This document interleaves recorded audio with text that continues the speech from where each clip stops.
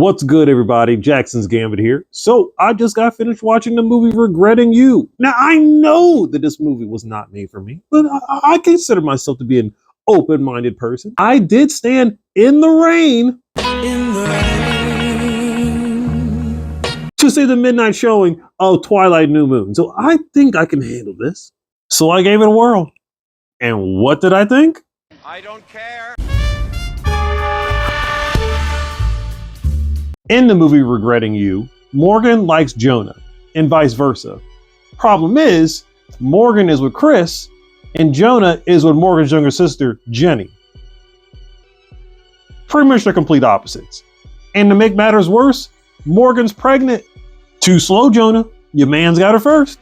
Fast forward 17 years later, Morgan's daughter Clara is all grown up, while Jonah has had his first child with Jenny. Everything seems to be great.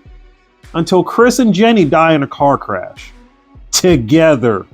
As more secrets start to come out about Chris and Jenny, as well as a developing romance between Clara and a local boy named Miller, Morgan's whole life is falling apart. Eventually, she realizes why she married her husband to begin with, and that it's never too late to go after what you really want. 4 out of 10. McKenna Grace and Mason Thames had some real on-screen chemistry in this movie. Kind of helps when you're dating each other in real life, right? I've heard this kind of stuff happens in these kinds of movies, but I gotta say, it helped.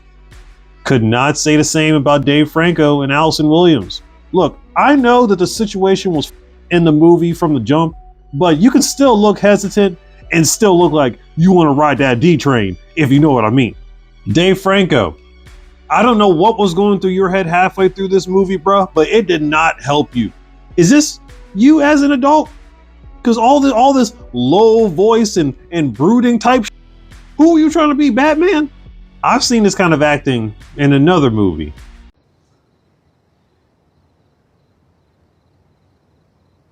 I think we should talk. And you were so good in the movie together. What happened? Miller wants to go to film school, so he decides to ask out Clara to prom, making a short film.